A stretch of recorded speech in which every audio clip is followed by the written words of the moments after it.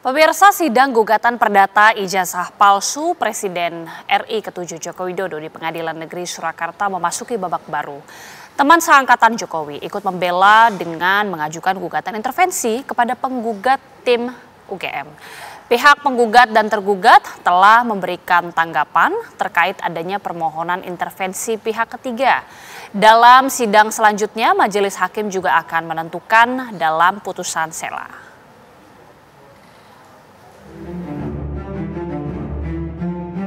Teman perwakilan alumni SMA Negeri 6 Solo yang merupakan kawan satu angkatan Presiden ke-7 Joko Widodo pasang badan untuk membela dalam sengketa perdata ijazah palsu di Pengadilan Negeri Surakarta. Mereka melayangkan gugatan intervensi kepada penggugat ijazah SMA Jokowi. Para alumni seangkatan Jokowi merasa terpanggil bukan hanya sekedar membela Jokowi, namun juga untuk menjaga marwah alma mater SMA Negeri 6 yang dianggap mengeluarkan produk ijazah palsu. Dalam sidang lanjutan perkara ijazah Jokowi yang digugat seorang warga Solo Muhammad Taufik di Pengadilan Negeri Surakarta, sejumlah teman Presiden Jokowi didampingi kuasa hukum telah mengajukan permohonan gugatan intervensi. Upaya kawan-kawan Jokowi atas gugatan tim tipu UGM yang telah diajukan ke pengadilan beberapa waktu lalu kini menunggu pemeriksaan hakim. Gugatan intervensi ini untuk melakukan pembelaan kepada SMA Negeri 6 Solo yang digugat oleh tipu UGM sebagai tergugat 3. Para alumni SMA Negeri 6 Solo berharap gugatan intervensi yang diajukan ke pengadilan diterima sehingga tim hukum alumni bisa ikut memberikan pembelaan untuk sekolah mereka. Akankah pembelaan teman Jokowi ini akan melemahkan gugatan yang diajukan tim tipu UGM? Tim TV One mengabarkan.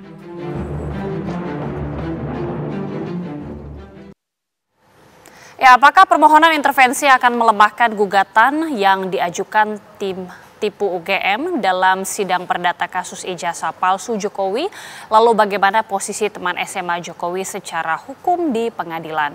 Kita akan membahasnya bersama dengan narasumber yang merupakan pakar hukum Universitas Al-Azhar Indonesia, Suparji Ahmad. Pak Suparji, Assalamualaikum, selamat sore. Waalaikumsalam warahmatullahi wabarakatuh. Selamat sore, Mbak. Iya, Pak Suparji, kita mendengar informasi terakhir ini ada gugatan intervensi dari para alumni. Bagaimana Pak Suparji melihatnya ini secara konstruksi hukum, Pak? Ya, secara konstruksi hukum, gugatan intervensi, gugatan pihak ketiga itu memang memiliki dasar atau memiliki peluang untuk dilakukan karena sudah cukup banyak itu dipraktekkan dalam proses peradilan perdata kita. Jadi baik secara yuridis, secara sosiologis maupun secara filosofis, gugatan intervensi itu dapat dibenarkan. Yang penting adalah memenuhi syarat. Syaratnya apa? Adanya hubungan hukum, adanya kepentingan hukum, dan adanya kerugian dalam satu sengketa tersebut. Maka dengan demikian, jika mampu mendalilkan atas kepentingan, hubungan, dan kerugian tadi, itu adalah dapat diajukan gugatan intervensi. Karena gugatan intervensi tadi itu dilakukan oleh penggugat dalam rangka melindungi kepentingan hukumnya, melindungi haknya. Dalam kasus gugatan intervensi di Solo ini, karena dalam rangka menjaga nama baiknya sebagai bentuk rasa cinta, sebagai bentuk rasa tanggung jawab gitu. Karena khawatir nanti akan berimbas kepada yang bersangkutan membuat intervensi dalam hal ini. Jadi maksudnya misalnya ini jasa SMA 6, ini kemudian nanti dipersoalkan, khawatir akan berdampak kepada teman-temannya itu. Maka dengan demikian dalam rangka melindungi kepentingan tadi itu, mengajukanlah sebuah gugatan intervensi. Dalam prosesnya nanti, memang akan ada tanggapan dari penggugatan awal, terus kemudian tergugat, dan hakim yang akan kemudian memutuskan dalam putusan sela, apakah permohonan gugatan intervensi ini adalah dikabulkan. Ketika kemudian pertanyaannya, apakah gugatan ini akan melemahkan misalnya dalil penggugat, yaitu akan sangat tergantung dari dalil-dalil dari yang diajukan oleh penggugat. Namun demikian, secara umum mungkin saja agak keberatan atau setidaknya mempertanyakan eksistensi dari penggugat intervensi tadi itu, karena ya siapa sih yang mau diintervensi kan, siapa sih yang mau dicampur tangan kan gitu. Jadi mungkin itulah sekedar argumentasi, khawatir kalau ada yang campur tangan, ada yang intervensi akan mengganggu dalil-dalil gugatannya dalam membuktikan nanti. Tetapi semuanya adalah kembali kepada majelis hakim untuk menilai mengabulkan atau tidak atas permohonan gugatan intervensi tadi itu. Harapannya sih sebetulnya dapat membantu terang benderang perkara ini supaya kemudian menjadi jelas, menjadi nyata, menjadi faktual tentang proses ya yang digugat tadi itu. Namun demikian, ketika ada pihak penggugat yang mendalilkan soal legal standing dari gugat intervensi tadi itu adalah sah-sah saja.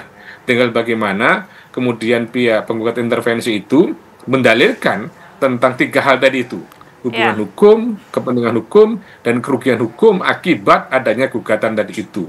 Nanti kalau bisa dibuktikan, maka secara sah bisa menjadi penggugat intervensi. Namun ketika dalam proses persidangan nanti, seandainya itu dikabulkan gugatan intervensi tadi itu, akan ada ada 2 gugatan. Gugatan asal dan gugatan intervensi. Dan nanti itulah yang mungkin dikhawatirkan akan memperumit proses pembuktian dalam konteks misalnya dalil penggugat. Tetapi bahwa secara hukum, ya secara praktek, itu adalah konstruksinya dibenarkan gitu, gugatan intervensi tadi. Ya. Oke, Pak, tadi kan disebutkan bahwa memang dipertanyakan juga ya, ada sejumlah kalangan mungkin mempertanyakan eksistensi dari pihak yang mengintervensi tersebut. Dalam hal ini tadi sempat disebutkan Pak Suparji, legal standing ataupun posisi dari teman-teman Pak Jokowi tadi dalam sidang perdata ini seperti apa sebenarnya legal standing atau posisi dari sang orang yang mengintervensi ini? Apakah ini juga bisa mempengaruhi gugatan atau dalam hal ini melemahkan, Pak Suparji? Ya, pertama ya memang akan diuji ya aspek formilnya tadi. Apakah memang penggugat intervensi ini memiliki legal standing, memiliki kedudukan hukum, memiliki kepentingan hukum, sehingga kemudian ikut cawe-cawe, ikut intervensi dalam gugatan ini tadi itu. Maka melihat bahwa yang bersangkutan memang alumni SMA 6 ya, yang kemudian yang bersangkutan juga memiliki ijazah SMA 6 dan yang digugat ini adalah ijazah SMA 6, maka memang secara umum ada kepentingan hukum untuk kemudian mempertahankan ya mempertahankan hak-haknya tadi itu. Bahwa ada hubungan hukum karena memang yang bersangkutan itu adalah memiliki hubungan hukum sebagai orang yang memang pernah mengenyam pendidikan di SMA 6 dan mendapatkan ijazah di SMA 6. Yang ini adalah menunjukkan ada hubungan hukum katanya dengan soal ijazah. Nah, katanya dengan soal apakah legal standing atau kedudukan hukum atau kepentingan hukum dari penggugat ini akan melemahkan gugatan gitu ya. Maka ya potensi itu cukup besar gitu loh. Karena apa? Karena memang diduga kuat atau nanti pada proses pembuktian apa yang dilakukan oleh para penggugat intervensi tentunya akan membantu mendalilkan bahwa ijazahnya adalah sah secara hukum, ijazahnya ada asli, dengan demikian dapat mengurangi, misalnya dapat melemahkan dari gugatan yang disampaikan oleh penggugat asal. Tetapi itulah sebuah konsekuensi hukum yang kemudian harus diterima oleh penggugat dalam konteks beracara, termasuk di dalam proses gugatan perbuatan melawan hukum atau gugatan dalam hal ini adalah ijazah asli. Artinya apa? Bahwa penggugat meskipun misalnya dalam hal ini keberatan, menolak, tetapi kalau kemudian hakim memandang bahwa penggugat ini adalah memiliki kedudukan hukum dan memiliki kepentingan hukum, maka hakim tentunya akan mengabulkan permohonan penggugat intervensi tadi itu. Dengan demikian, dalam perspektif penggugat tentunya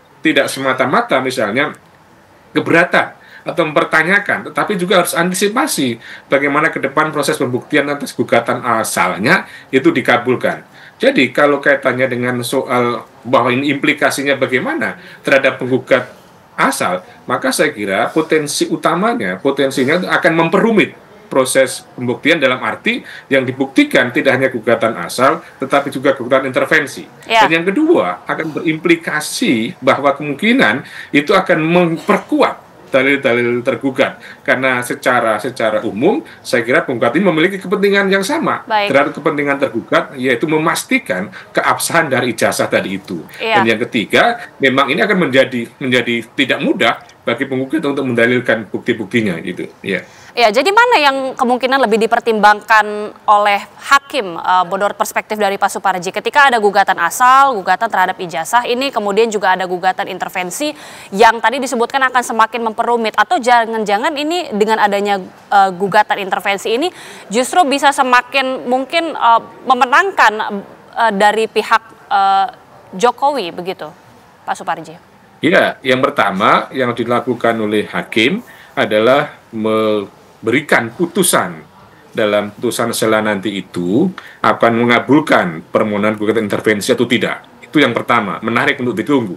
Kemudian yang kedua adalah ketika sudah masuk pada pokok perkara, artinya gugatan intervensi nanti adalah dikabulkan, maka kedua-duanya akan memiliki hak untuk membuktikan dalil-dalilnya. Dan dalam konteks ini tentunya bahwa dalil penggugat akan ada kemiripan dari dalil tergugat.